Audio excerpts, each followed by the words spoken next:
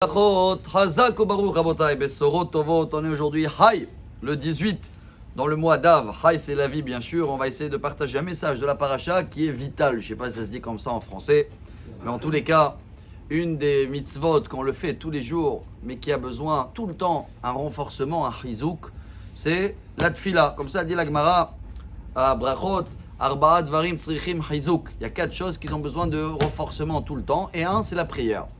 Comme la source, elle est dans la paracha de cette semaine, où le Ovdo Bechol Levavchem, elle dit la Gemara au début de Tani, deuxième page, c'est quoi le travail, Avoda, chez Balev?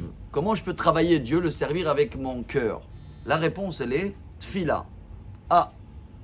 Et vous allez me dire alors, si ça fait partie des devoirs, c'est une des mitzvot des 613, c'est la 432 qu'elle est amenée dans le Sefer HaChinur.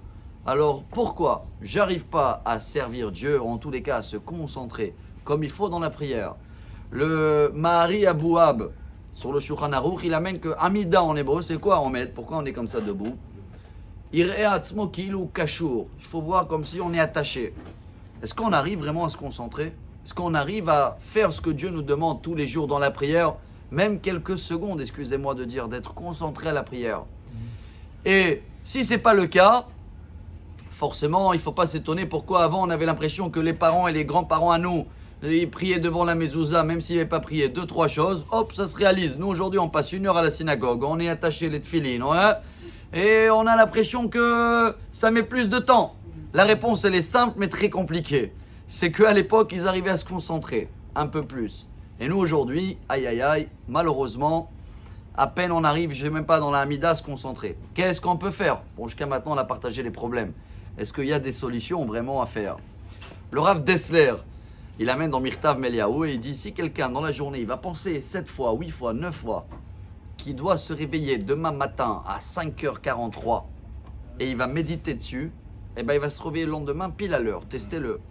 Donc de là, on apprend que si chacun de nous, c'est un petit détail, je dis personnel, on commence à donner le temps à ce qu'on fait, à se concentrer. Ça veut dire quoi? Si quelqu'un il m'appelle, et je le réponds pour lui dire « Allô, je suis occupé, je te rappelle », ça sert à rien. Ça, je viens de prouver que ma tête, elle est pas avec lui et ni pas avec ce que je suis en train de faire.